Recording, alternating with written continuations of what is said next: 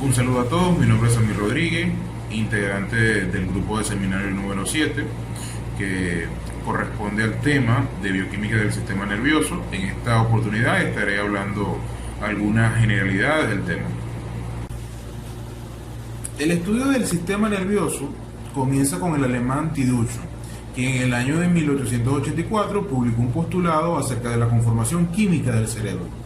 Estos estudios posteriormente fueron potenciados por los científicos Santiago Ramón y Cajal y Camilo de Giulio, quien demostró que el cerebro no era una masa amorfa y acelular, sino que estaba constituido o estaba conformado por células bien definidas.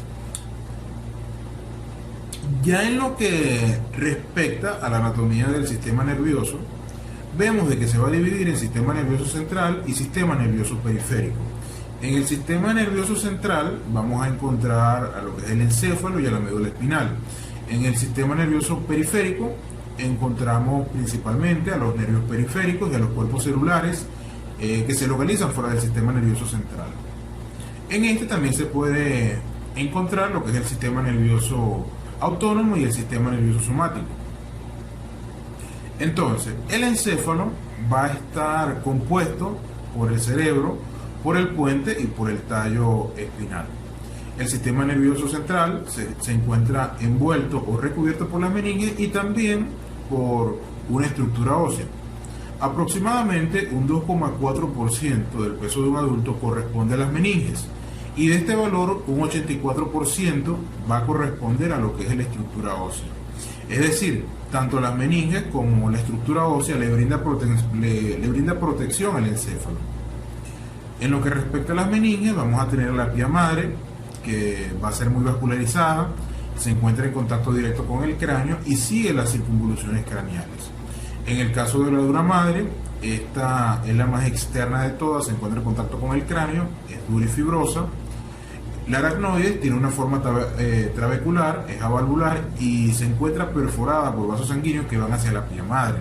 En el caso del espacio subaracnoideo, vemos de que está compuesto por una serie de trabéculas que forman una esponja y que protegen al encéfalo. Además funciona como canal donde drena el líquido cefalorraquídeo. Ya hablando acerca de las células propias del sistema nervioso central, podemos ver de que encontramos células excitables y células no excitables.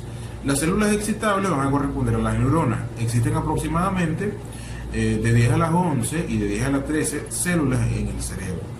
Las células no excitables van a corresponder a la glía. Existen de 10 a 50 veces más células que neuronas. Estas son no excitables debido a que hay algunas que sí responden hacia estímulos excitables de algunos neurotransmisores, como lo es el caso en la respuesta del calcio de los astrocitos. La neurona corresponde a la célula principal del sistema nervioso central. Es bastante polarizada y está representada por un soma o un cuerpo neuronal del cual surgen una, ninguna o múltiples prolongaciones. Cualquier tipo de proyección que salga de la neurona va a recibir el nombre de neurita. Esta neurita, una neurita, recibe el nombre de axón, que es el que se va a encargar principalmente de conectar las neuronas prosinápticas, y tenemos también de que las demás neuronas restantes o las demás neuritas restantes van a recibir el nombre de dendritas. Entonces, estas dendritas van a ser las encargadas de recibir aferencias y de transmitirla a través de su axón para llevar a cabo la comunicación celular. Las neuritas, entre otras funciones, se encargan de expandir a la membrana celular. Esto con el fin de alcanzar una mejor comunicación y mayor comunicación intercelular. Estas estructuras pueden recibir estímulos tanto inhibidores como excitadores. Existen ciertos moduladores que van a ser los encargados de regular la potencia de estas señales que son disparadas por un neurotransmisor. Estas neuronas pueden ser clasificadas de diferentes formas, o las neuronas pueden ser clasificadas de diferentes formas. Entre ellas existe una clasificación según su morfología, que pueden ser bipolares, pueden ser unipolares, pueden ser multipolares y pueden ser pseudounipolares. Esta clasificación radica en la cantidad de proyecciones que emerge del soma celular. Sin embargo, también vamos a poder clasificar estas neuronas según el tamaño y la forma del soma. Vamos a encontrar neuronas piramidales, fusiformes y poligonales. También podemos clasificarlas según el tipo de neurotransmisor que producen. Están las neuronas dopaminérgicas, están las epinefrinérgicas, están las colinérgicas y están las gabanérgicas. Según la acción fisiológica, también podemos clasificar estas neuronas en sensoriales, motoras e interneuronas. Entonces, las neuronas pueden realizar comunicaciones con otras células y cada una de las ramificaciones de un axón puede hacer contacto con unas 1000 neuronas. Debido a esto se presentan grandes potenciales entre ellas. En el caso de la motoneurona puede recibir alrededor de 10.000 contactos celulares y una neurona de Purkinje puede fácilmente recibir hasta 150.000 contactos celulares.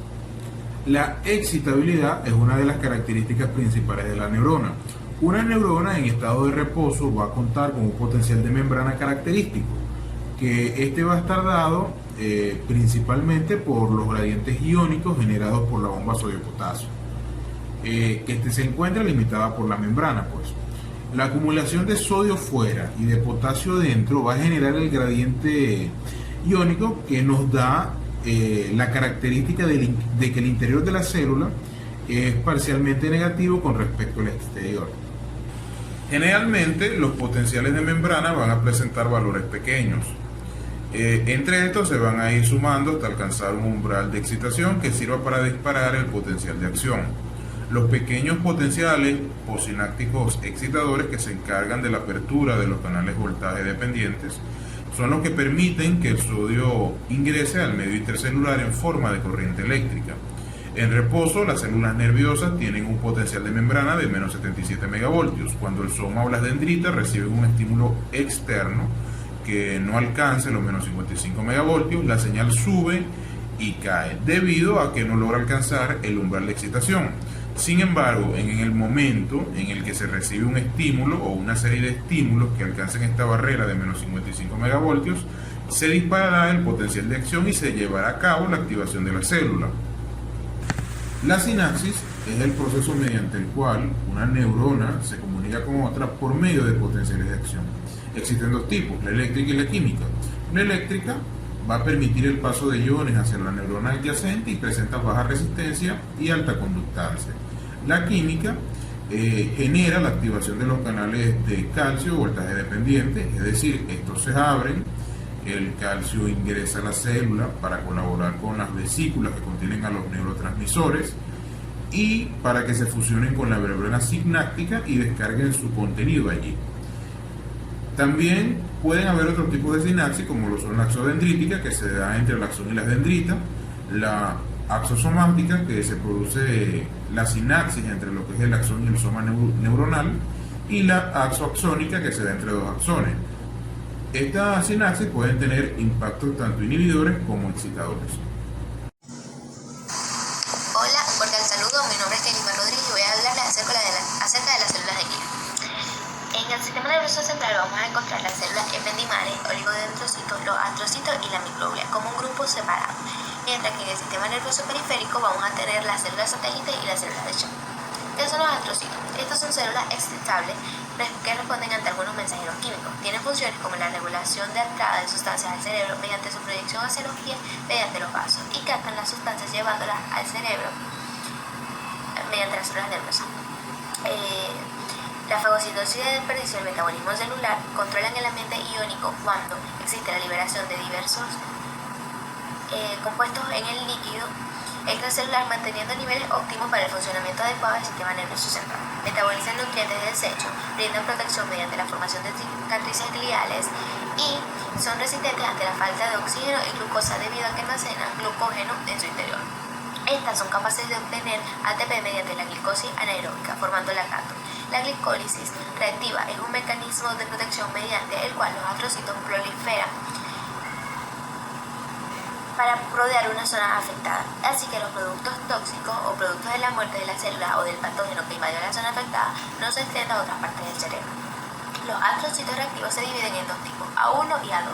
Los A2 son reparadores debido a los factores tróficos que liberan, y los A1 favorecen la degradación del tejido. Dependiendo del daño, van a proliferar un tipo de astrocito o el otro. Responden de manera activa ante monoaminas, neuropéptidos, GABA, acetilcolina, óxido nítrico y los endocannabinoides. Y en respuesta liberan neurotransmisores, como el glutamo, el ATP o la adenosina. Continuamos con la oligodendrolina. Corresponde a los oligodendrocitos en el sistema nervioso central, a las células de Schwann y a las células de Schwann en el sistema nervioso periférico. En el caso de los oligodendrocitos, son los encargados de formar las vainas de mielina en el sistema nervioso central.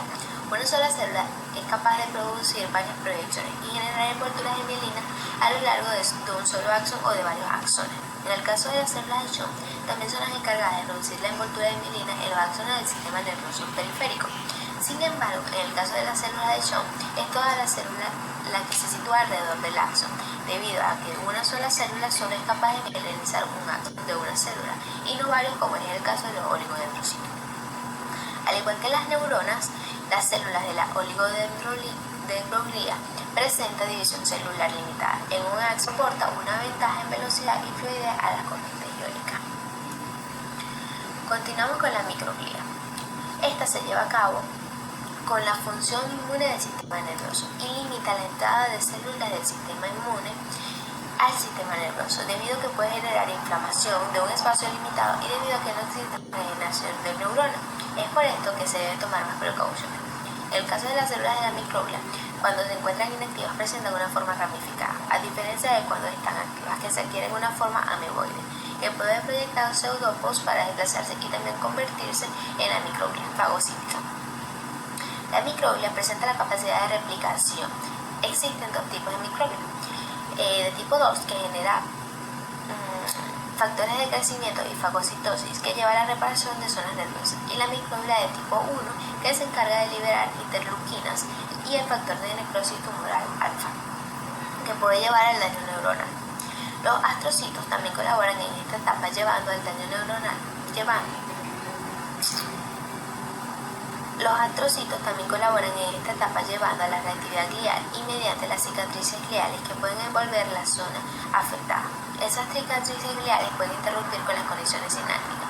Sin embargo, es preferible que se trunque esta comunicación a que el daño se disperse por todo el sistema nervioso. Continuamos con las células ependimales. Son las células que se encargan de tapizar los ventrículos. Estas células son ciliadas que producen el líquido cefalorraquídeo, tanto las células normales como las especializadas cuando forman plexos coroideos. Estos cilios ayudan a la homogeneización del líquido cefalorraquídeo. Cuando se realizan movimientos torácicos en la respiración o al toser, estas compresiones ayudan a la movilización del líquido cefalorraquídeo. Estas células producen alrededor de 500 mililitros de líquido al día. Sin embargo, el volumen total de este es aproximadamente entre 125 y 150 mililitros, lo cual nos indica que este se renueva aproximadamente 4 veces al día. El líquido cefalorraquídeo va a estar compuesto principalmente por agua, ácido monocarboxílico, electrolitos, vitaminas, aminoácidos, ácidos nucleicos y la colina. El líquido cefalorraquídeo cobra un papel importante en la amortiguación de golpes, de manera que el cerebro no se encuentra en contacto directo con el hueso, sino que se encuentra suspendido en un ambiente líquido. Ahora hablamos de la barrera hematoencefálica. Es atravesada únicamente por las moléculas liposolubles o que usan un transportador específico. Esta está compuesta por las células endoteliales de los vasos, que van a tener uniones más estrechas, impidiendo que el flujo de los compuestos que viajan en la sangre hacia el líquido intersticial. Los peristitios se van a encargar de envolver las células endoteliales. Estos también secretan una lámina basal de colágeno que rodea todas las células endoteliales para fortalecer aún más la barrera celular. Estas células están presentes en la barrera hematoencefálica, se encargan de reducir el intercambio de soluto entre la sangre y las células nerviosas. Presentan función estructural y también función enzimática. Cualquier célula de la barrera hematoencefálica va a tener enzimas que metabolizan las sustancias que logran pasar esta dicha barrera y evitan la interferencia con las señales que viajan en sangre. Partes de la barrera hematoencefálica. Los aminoácidos neutros grandes van a ser transportados por el sistema nervioso central por un sistema transportador preferente para la leucina. En este caso, todos los compuestos van a utilizar el mismo transportador para ingresar al sistema nervioso central. Sin embargo, en caso de existir la leucina presente, va a ser este quien ingrese primero. Cuando aumente la cantidad de alguno, esto tendrá un impacto en el transporte de los otros. Este es el caso de la enfermedad de la fenilcetonurina, en la cual el producto de la elevada cantidad de fenilalanina compite con los otros aminoácidos para entrar, alterando el paso normal de los aminoácidos. Los ácidos monocarboxílicos, como el acetato, el piruvato o los cuerpos cetónicos, también realizarán su ingreso al sistema nervioso central mediante transportadores específicos. Las vitaminas y las proteínas ingresan por medio de los transitosis. Existen sustancias que son impedidas en su entrada por la barrera hematoencefálica. Estos son los aminoácidos pequeños como la alanina, la lisina, la prolina, la GABA. Estos no ingresan al sistema nervioso central debido a que se sintetizan endógenamente.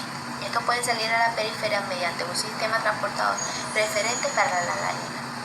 Los ácidos grasos no esenciales son sustancias que tampoco ingresan al sistema nervioso central. Debido a esto, todas las membranas existentes en el sistema nervioso central y las capas de mielina deben ser sintetizadas en el cerebro. Hablemos ahora de los neurotransmisores. Estos son moléculas sintetizadas por neuronas que se almacenan en vesículas de secreción y se liberan mediante exocitosis, en respuesta a un estímulo eléctrico en el medio extracelular para interaccionar con receptores específicos de membrana, y una vez finalizada su acción deben ser eliminados de la hendidura sináptica por recaptación o degradación. Existen excepciones a la regla, como ocurre con el óxido nítrico o con algunos mensajeros gaseosos que no pueden ser almacenados en vesículas. De acuerdo con la categoría estructural, los neurotransmisores pueden ser clasificados como moléculas pequeñas nitrogenadas o como neuropéptidos. Entre las pequeñas moléculas nitrogenadas encontramos principalmente el glutamato, la GABA, la glicina, acetilcolina, dopamina, norepinefrina, la serotonina, la epinefrina, el asparato, el óxido nítrico y los nucleótidos.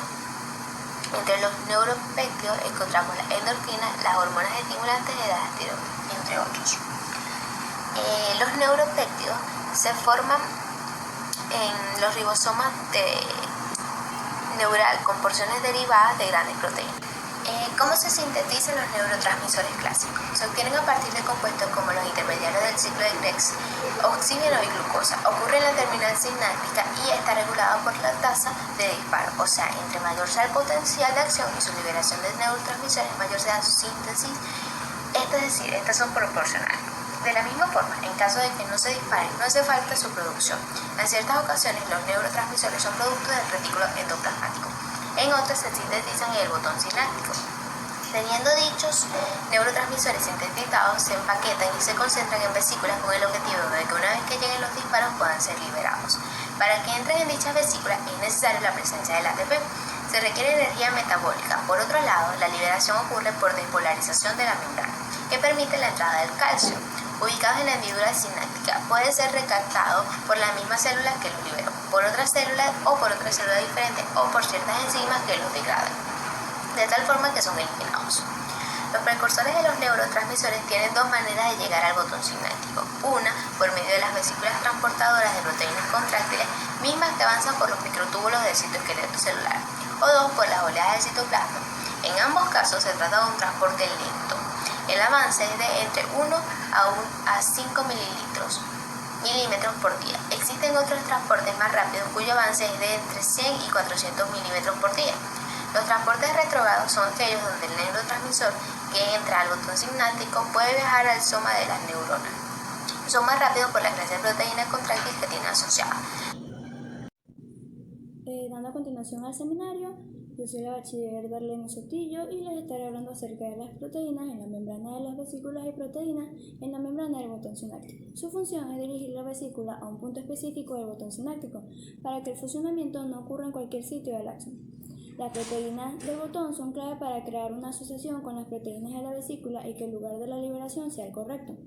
La sinexina pertenece a la familia de las proteínas asociadas a la vesícula sináptica y ayuda a que las vesículas se fijen en el sistema del citoesqueleto. Una vez que el calcio entra, las enzimas quinasa activas rompen la unión citoesqueleto-vesícula y las hacen más susceptibles a fusionarse con la membrana presináptica.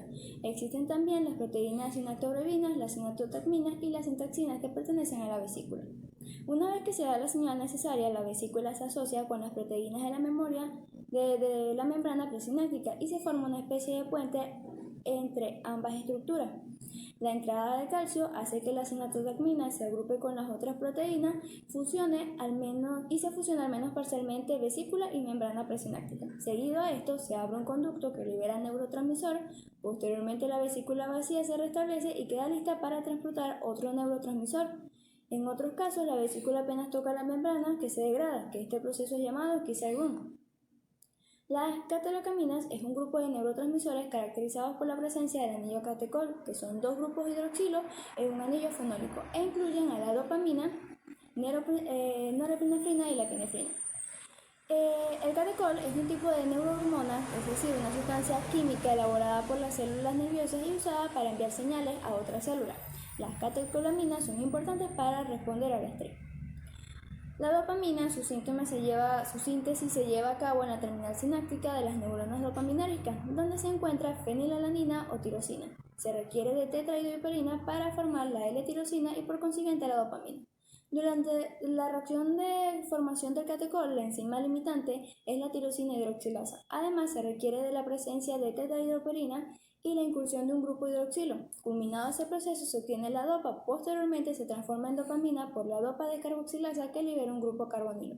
La presencia de dopamina tiene relevancia en las funciones cognitivas como la memoria, la atención o el aprendizaje. Al aprender algo que nos satisface, la dopamina abre conexión con el hipocampo, el cual es el área encargada de la memoria, para así permitirnos retener la información y crear nuevos recuerdos. La dopamina, además, es una sustancia que no solo se produce en el ser humano, sino también puede ser producida en laboratorio. Es frecuentemente considerada como la causante de las sensaciones placenteras y la sensación de relajación. Una de las enfermedades que caracteriza a la dopamina es la enfermedad de Parkinson, ya que por la falta de esta se destruyen las neuronas dopaminérgicas de la sustancia negra. Si se pierde un 80% de las mismas, se manifiestan los síntomas del Parkinson. Otra enfermedad sería que por el alto nivel de dopamina se pueden tener alucinaciones y se puede llegar a la esquizofrenia. Almacenamiento y liberación de la dopamina. Se requiere un transportador vesicular membrana activo secundario que a su vez necesite hidrólisis de ATP para concentrar protones en la vesícula. Posteriormente los lleva por el neurotransmisor para contener la dopamina dentro de la vesícula sináptica. También es posible encontrar ATP en el interior de la vesícula. Funciona como un neuromodulador. Teniendo la dopamina en la vesícula, se libera. Cuando eso ocurre, ejecuta su actividad sobre los receptores específicos, cumple con sus funciones y se degrada. Es posible que la misma neurona dopaminérgica la recapture y por acción de la monoaminoxidasa B se forme el ácido dihidroxifenolacético como metabólico de desecho. La norepinefrina. En las neuronas norepinérgicas, exclusivamente la dopamina se introduce en las vesículas sinápticas junto a la enzima dopamina beta-hidroxilasa, que introduce un grupo OH y utiliza oxígeno, cobre y vitamina C como transportadores de electrones para llevar a cabo la reacción de la sintasa norepinefrina. Puede disminuir el flujo sanguíneo a los órganos vitales, la perfusión renal y ocasionar acidosis metabólica, sobre todo en pacientes hipovolémicos. El uso prolongado de dosis elevadas de norepinefrina puede disminuir el gasto cardíaco al reducir el retorno venoso por aumento de la resistencia vascular periférica. La epinefrina. En las neuronas epinefrinérgicas se encuentra la enzima fenilalanina metiltransferasa, que requiere adenosimetionina para el transporte de grupos metilo. Una vez que se añade al grupo metilo se produce la epinefrina. En su síntesis también es relevante la presencia de la vitamina B12 y folatos. En las proyecciones que salen del tronco encefálico de las neuronas norepinefrinérgicas, las vías descendentes regulan reflejos autónomos y la percepción de dolor. En vías ascendentes, que sería la corteza, el tálamo y el hipocampo, regulan la alerta, la vigilia, los estímulos sensoriales, entre otros. Las anfetaminas regulan positivamente, o sea, son agonistas norepinefrínérgicos que aumentan las sensaciones positivas y novedosas. Inactivación y degradación de la norepinefrina. Esta es degradada por la monoaminoxidasa A específica para norepinefrina y serotonina, y por la monoaminoxidasa B inespecífica. La metiltransferasa o catecol también participa en este proceso de degradación, no obstante, en ambos se llega a 3-metoxi-4 hidroxifexinoletilicol, que corresponde al producto de desecho. La MAO-A funciona a nivel hepático y detoxifica algunos alimentos. La tiramina, abundante en quesos maduros y vinos, al ser detoxificada, produce epinefrina. Por lo tanto, un proceso de la misma puede ser causado por consumo exagerado de ciertos alimentos. Metabolismo de la serotonina. Esta se produce a partir del triptófano. Gracias a la triptófano hidroxilasa se añade un grupo OH y se forma ciclohidroxitriptófano. Posteriormente, gracias a la acción de la dopa descarboxilasa, se forma la serotonina como la hormona de la felicidad, la cual es conocida como la hormona de la felicidad.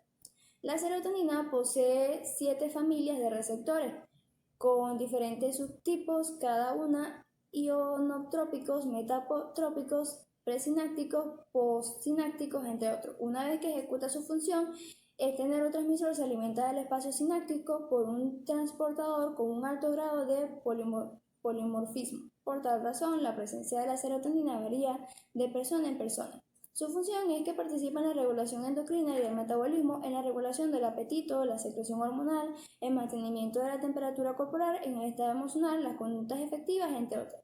Por estas últimas razones es que algunas personas, cuando se encuentran anímicamente inestables, aumentan la ingesta de alimentos. En otros casos, bajo el mismo escenario emocional, el individuo reduce casi completamente el acto de comer.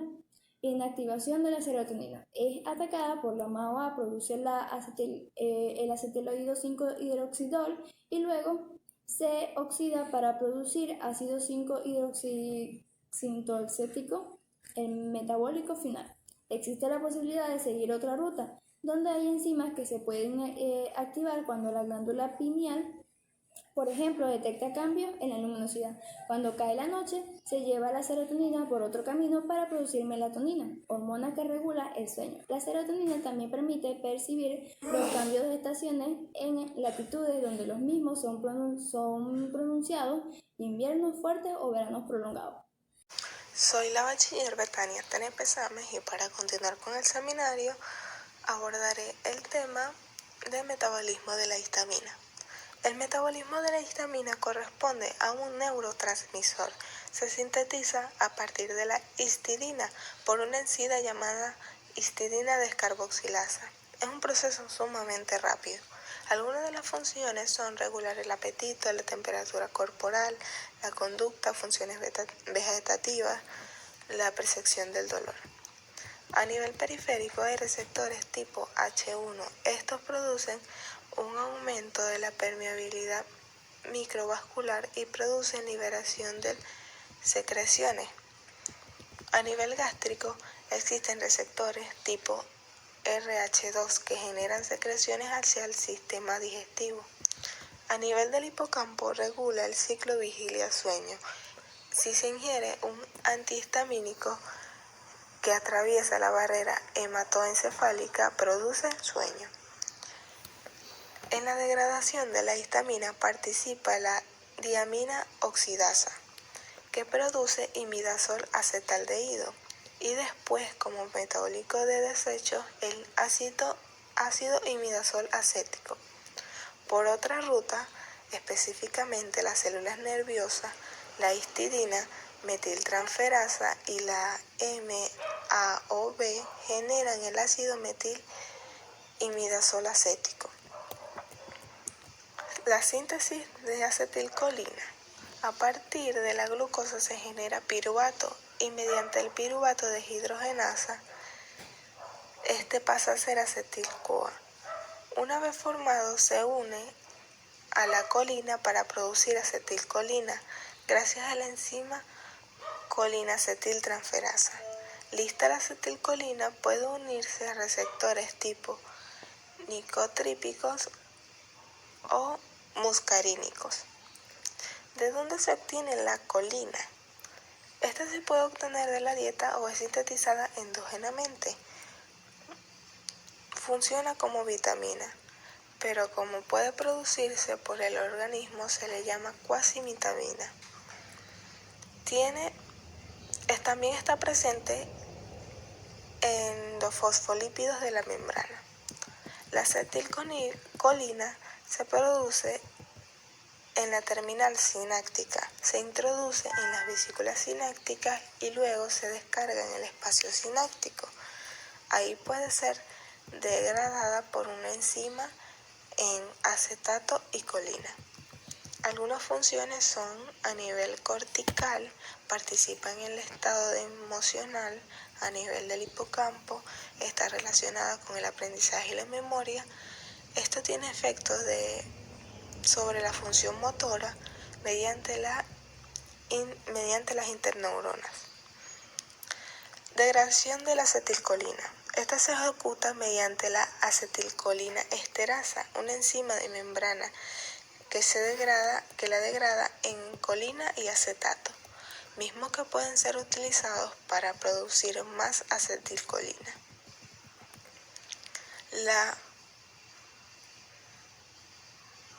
La miastenia gravis es una enfermedad de unión neuromuscular que genera debilidad y fatiga en los músculos esqueléticos debido a un proceso autoinmunitario. Se trata con inhibidores de acetilcolina esterasa y con inmunosupresores, con el objetivo de regular el ataque hacia los receptores.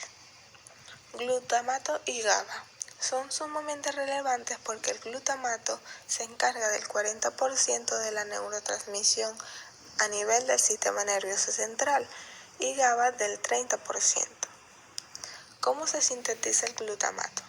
El glutamato es fabricado o se sintetiza a partir de su precursor alfa-cetoácido con la enzima glutamato deshidrogenasa.